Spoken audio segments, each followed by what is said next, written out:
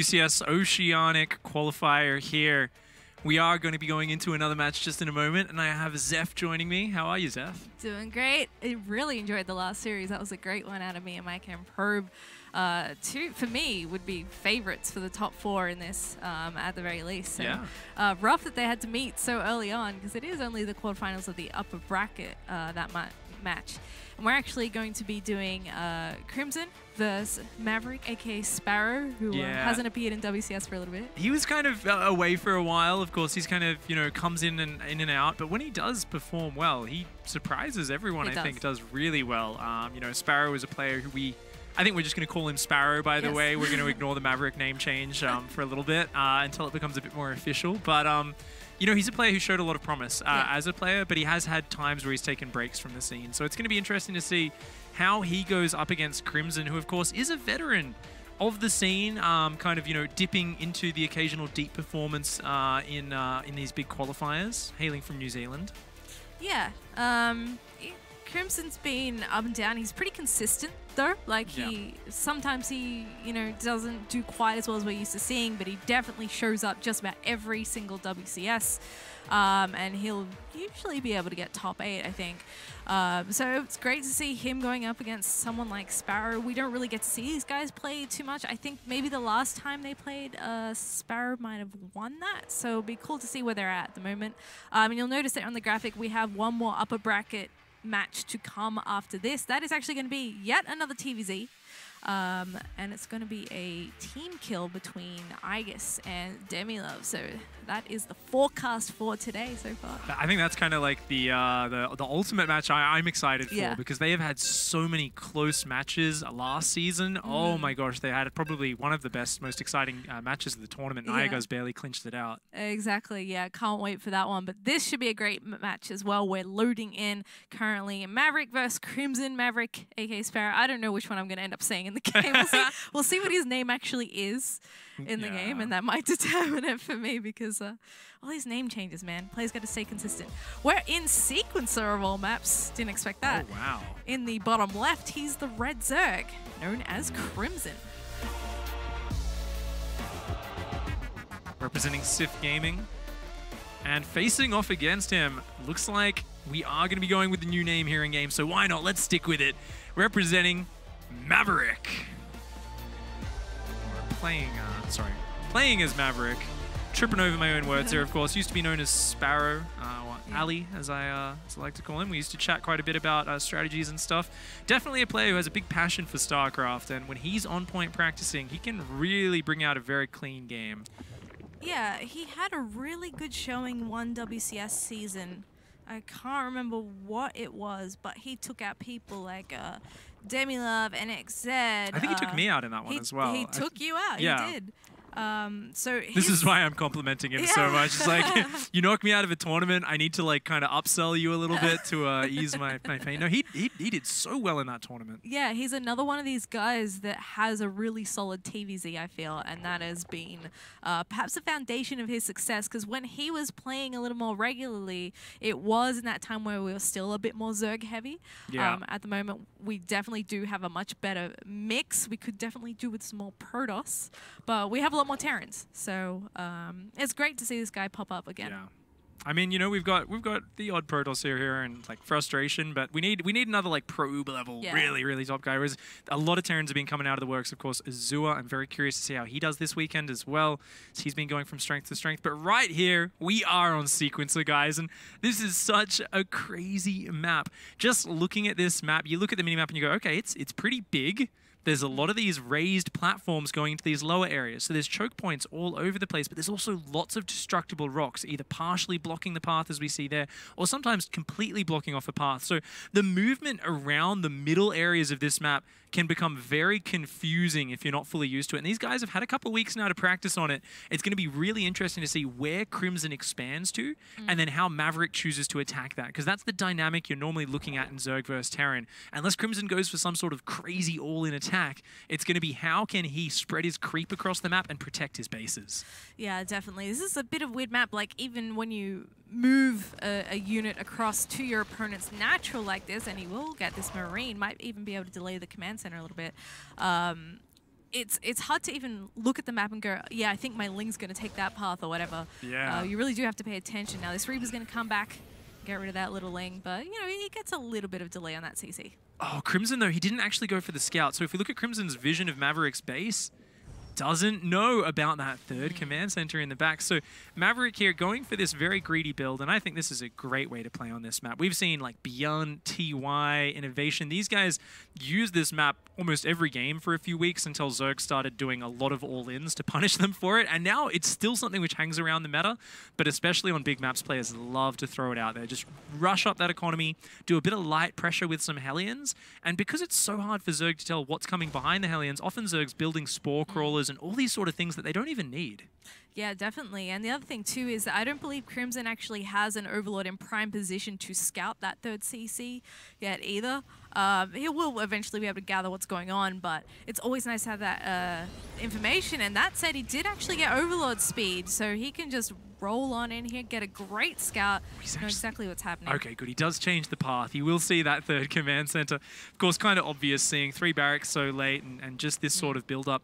Of course, very typical kind of macro-focused style from Maverick. And a Roach Warren is on the table for Crimson, wants to play a Roach style. Curious to see if it's Mass Roach Ravager or if it's going to be sort of the Roachling Bane style, which does come in every now and then.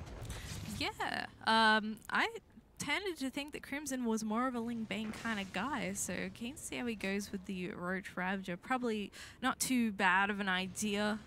Gives you a lot of extra beef, especially on a map that can be a little bit weird. I feel like it's a little bit more forgiving than Ling Bane might be. That's actually really smart if you think about it, right? Yeah, like if you're being aggressive, it's a little bit easier to catch your opponent out of position on these strange maps. And oh, Crimson going to find a little opening, but the Hellions, the Marines, are going to shoo that away for now. Crimson, though, doesn't overcommit and is just building out 7 Roaches for defense. There's a lot of money banked up for Crimson. Is a little bit supply blocked. I'm curious. More Roaches, 9 Roaches on the way. Oh. Maybe wanting to do a big push in response to that third command center. Wouldn't be the first time we've seen a Zerg player say, nah, I'm not letting you get away with that. Yeah, and that's the thing with 3CC. You don't have that much stuff out in the early game. We see a handful of Marines and a couple of Hellions against a whole bunch of Roaches and Lings. That is not enough, and it's a great way to pack a punch as the Terran is trying to intercept this. He doesn't have lay yet, so of course he can't creep that up, but he does see the timing of that landing, and he's starting to head across with some of these Roaches. 36 Zerglings on that production tab. Lots of Roaches on the way. Ravagers being morphed. And really, this is an all-in attack from Crimson. He's got to do big damage here. There's no just backing off and then, you know, licking your wounds, because Maverick has the infrastructure. He's going up to those 3 barracks, constantly producing Marines. He's got one on the way. Stim is finished. Oh my God. There's going to be a nice little core of bio, but he doesn't see it until right now, and that's a lot of Ravagerling Bane. That is a ton of Ravagers. That'll give him a lot of firepower against these units. SCVs come off the line for a second, trying to buffer for these Marines. And he's doing so much damage here. The Marines are stimming down everything that they can, but look how much Zerg is left here. The Lings are up the ramp. The Marines are retreating, and they're very hurt. I don't know if Maverick can hold on. This was so well played from Crimson, just pulling those Hellions back with the Zerglings poking around constantly. Maverick just didn't see this coming. His units were split into 2 different groups. Crimson was very decisive, jumped in on top of it, and overwhelms Maverick. 37 SCVs have gone down, and yeah, it's not going to end. There's no way he hangs on. The last few Marines get surrounded by those Zerglings, and Crimson has done it. Wow, GG. What a violent first match from Crimson there. Fantastic punishment of that greedy build. That's a hard way to lose there. We're like, yeah, Maverick's doing really well. He's got this nice third command center, and it's like, oh, there's 10 Ravagers and 50 Zerglings running into my base. Yes.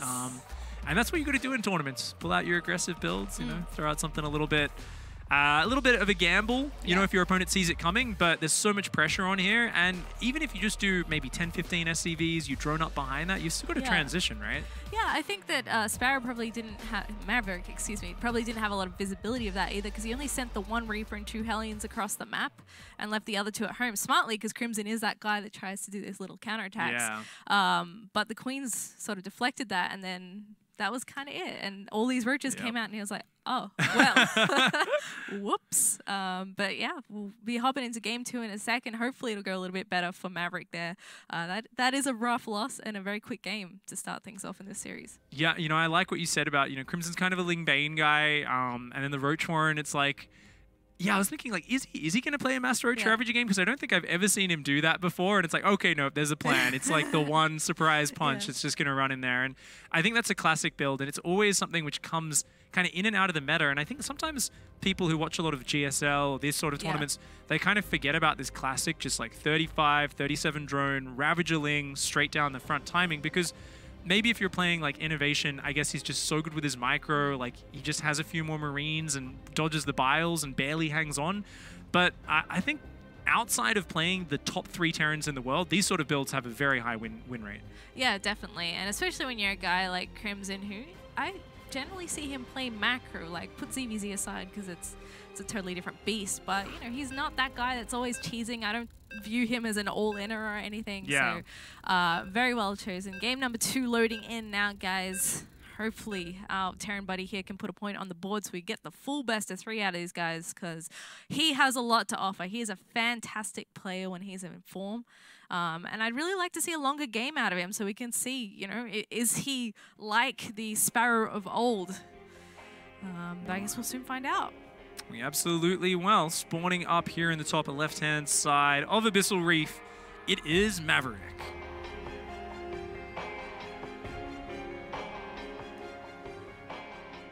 And up 1-0 in the bottom right, he is the Blue Zerg, known as Crimson. Playing there for Sif Gaming and putting on a very decisive performance in game number 1. You know, Crimson does strike me as a player who's very decisive in these tournament situations, and that comes with the experience. You know, he's been around a long time, does still stream and, you know, take part in the community in all sorts of different ways. So he's a guy who's been in many, many, many of these tournaments, and at this point knows where the weaknesses might lie in his opponents. Is one to probably, you know, check the match histories of the players he's facing, look for any holes, any weaknesses he can find. Yeah, he's just a really consistent player, and I think he's got a really good mentality for the game as well. He's like this guy that when I saw him at Lance, he would always be getting enough sleep. Everyone else is on that dirty land diet of deep fried food. He's buying fresh fruit and stuff. You know, he's got it down to a fine art, and I've never seen him like rustled or anything after a loss. So I think that really helps his ability to be such a good player for so long too. This guy's been around for ages. Oh, yeah. And he's going to be going for a 6 Zergling little run by here in the early game. So the plan from Crimson is to dodge the Reaper on the map, go in, try and delay that command center. You know, it's very, very unlikely you'll get a cancel, but it really forces a lot of micro from a Terran with their Reaper to shut down 6 Zerglings.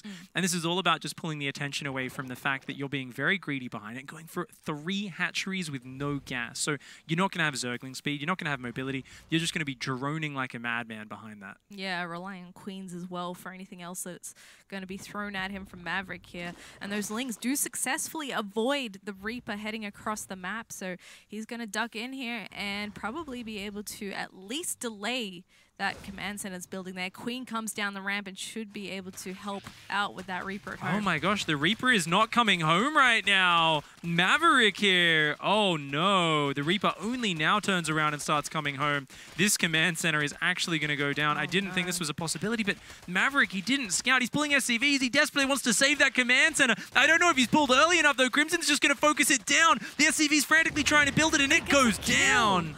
Oh man, no cancel.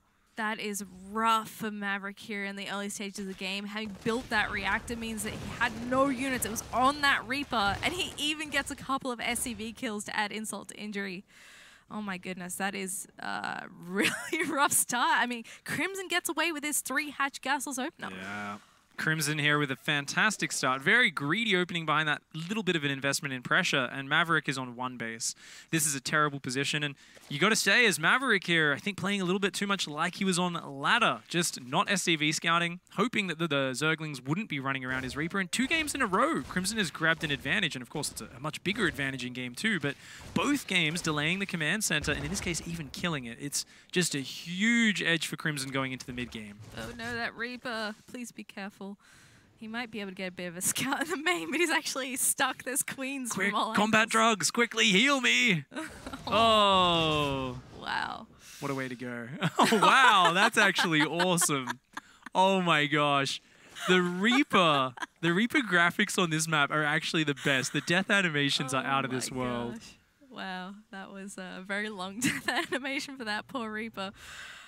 So yeah, like Maverick, where do you go when this has happened, when he still hasn't expanded? Is he just going to one base it? Well, you know, it's a 2-on-1 minus the command center. 2 barracks, a factory, and a starport. He's going to hit a super fast double medevac push for about, I think, maybe 10-15 seconds faster than he would otherwise hit it. But the thing is, I mean, Crimson's going to be so ready, right? Does actually cancel the Roach Warren and builds an Evo chamber. Has finished Overlord speed right now. Is up against one base and is still droning. I said he should be ready for it and have plenty of time, but he's leaving it to the last second to start building Zerglings and Queens here. I think Crimson might have been a little bit too greedy. Perhaps. He does have about 20 lings coming out. If he can get a good position on those medevacs with the Queens and start picking away at those, he might be okay. We've got the Baneling Nest coming down now as well, and he's still making a few drones, so he's clearly not panicking too much if he's making drones right now. But yeah. Ooh, Zerglings going in on their own a little bit. Those Queens need to be up the front. Yeah, there we go. Queens and Zerglings going in together. A couple of Marines are falling. A lot more Zerglings falling, but that's okay. Crimson can afford this trade for sure, whereas if these Marines get shut down at all, then it's going to be over. So the medevacs, yeah, they're taking a lot of damage. Queens are falling. Maverick, you know, does some damage, but right now each of these Marines needs to be Arnold Schwarzenegger. They need to have 2 miniguns. They need to be mowing down dozens of Zerglings to get back in this game. That's it. It's rough for Maverick. This is his upper bracket life on the line, and he's quite far behind. Doing good job with what he has, all things considered. You know, he's taking out some Queens. He's taking some decent trades against the Lynx. Cleans up some creep. Oh my God, I can't believe that lived. 6 hit points. 1 more knitting needle from the Queen thrown into that would have taken it down. But Maverick's got to get every ounce of damage he can get done here. He's still on one base. The orbital's finally finishing up, and he's going to be floating that down to the natural. And just going to try to work his way back into this game against the 57 drone, 3 base economy of Crimson, who's just built 7 overlords at a time and is about to explode into unit production. Yeah, absolutely. He's pretty much where he wants to be. The creep spread is still going strong. He's got a ton of Queens. He's getting his tech. That lair isn't far off finishing. He's got upgrades on the way. You know, he's ahead in just about every sense at this point in the game. And, you know, like, is he going to wait for Maverick to try and move out, or is he just going to make a whole lot of stuff and throw it at him? This is, yeah, definitely going to be Crimson's kind of choice on how he wants to play the next few minutes of this game. He's just going to continue to expand, taking a macro hatch here, building a few more drones, and really just playing a very balanced, like, hey, there's no way I can lose. I've got a bunch of Ling Bane out. I'm going to keep droning. And, you know, it's not like, hey, I have to use my economy advantage right now, because I can build 10 drones like it's nothing. I'm going to stay way ahead of economy. Every second that goes by, the gap is widening. Maverick comes in. He wants to try and slow him down, but that medevac that was on low hit points gets knocked down immediately. Oh, round. Beautifully done on those Marines as well. That just gets deflected. He gets a couple of drones for his troubles, but having lost a medevac and a few Marines is not really worth. And Crimson is actually going to head across the map with the Ling Bane that he has left over. He's making a few more behind this. +1 Carap is about to kick in. Baneling speed isn't too far off either. And we've got the Spire on the way. So you're right, Crimson is playing this really smart, really patiently. And he's just really keeping control of this game without too much effort. Ooh, massive Zergling run by is going to be coming into this natural. Maverick's the last little bastion of Marines here getting surrounded. It does pick them up, tries to ferry them into the main. The Widowmine's going to try and get the money hits, but the Zerglings have already kind of just spread around the bases, picking off all the SCVs. Oh, no. Maverick's small economy is getting smaller right now, and even his last couple of Marines and Marauders, no matter how hard he micros them, I don't know if it's going to be enough to hang on. No, I think those mines took out all those SCVs that were trying to run away. I'm pretty sure that number on the left-hand side of our screen just got a lot higher as that fired. Oh, the Zerglings luring the Widow Mine shots in with the friendly fire. And at this point, you know, Maverick has even got depots burning down. He's way, way down in that work account. Not too far down in the army supply, but the upgrades are starting to kick in for Crimson. Crimson's got a 4th base finished up. Muta's on the way as well. Really just taking his time to finish this off. Not feeling any pressure to take any risks. Just going to keep picking away, taking trades where he can. And that creep, of course, inexorably spreading across the map. Yep, more Lings on the way. He can throw those in there if he wants. I mean, at this point, he kind of can't lose, I feel. Like, I don't want to be negative, but Maverick is so far behind. A good 40 workers, and the upgrades for Crimson are continuing to move along here. With the Mutas out too, that's going to stretch Maverick even thinner. He tries for a drop here, but those Mutas are going to catch it out. Yeah, doesn't get to unload any Marines. That medevac goes flying off into the ocean. Widowmine does manage to get a few Banelings, but there's a lot more Zerglings and Banelings behind that. Let's see how this one goes. Yeah, not quite going to take that trade, but he has more friends coming, so he may dip back in just a second. Maybe just bait some Widowmine shots with these few Lings. Gets another one to detonate. Banelings are morphing. 2-1 upgrades getting close to done, but I don't think he's even going to wait for them. Just with the Carapace upgrade, more and more Banelings are going to roll in. That Widowmine does reset, does get a chance to fire, but about 7 Marines here in a Widowmine against about 80 Zerglings. The Zerglings just start to overwhelm everything. Great Marine micro, but I don't think he's got the numbers. The Lingbane crashes through there. Even the missile turret goes down, Zeph, and I think that's going to be all she wrote for Maverick. Yeah, absolutely. There we go. GG, well played. Good luck. Very mad tap out there from Maverick, and Crimson will take the win and move on to the semis of the upper bracket. Fantastic performance from him. Very aggressive, but very well played. Yeah, I mean, 6 Zerglings is normally not the game-ending move we saw there, but, you know, I think Sparrow, Maverick just played a little bit too much like, yeah, don't need to SCV scout. He's not going to pull first 2 games in a row, and I think there's that moment where your Reaper is at the furthest possible point from your base. It's like going up the ramp into the Zerg main, and then suddenly 6 Zerglings hitting your command center, and there's no good decision from there. You've taken a gamble by not SCV scouting, and from that point, I think Maverick was just hugely behind, couldn't save the command center, and so Crimson takes a very easy 2-0, dare I say. So he's going to be going through to the next round. Of course, Maverick, aka Sparrow, will be going down to the losers bracket and playing there as best he can. Still has another chance to make it through, and I'd really like to see some more of his matches later on today or tomorrow, and hopefully see him get to the mid-game and show us what he's got. Yeah, absolutely. So fear not, Terran fans. He is still alive and kicking in the lower bracket. And next up, we will have another TvZ between Aegis and Demilove. So stay tuned for that. We're going to take a quick break, and we'll be back soon.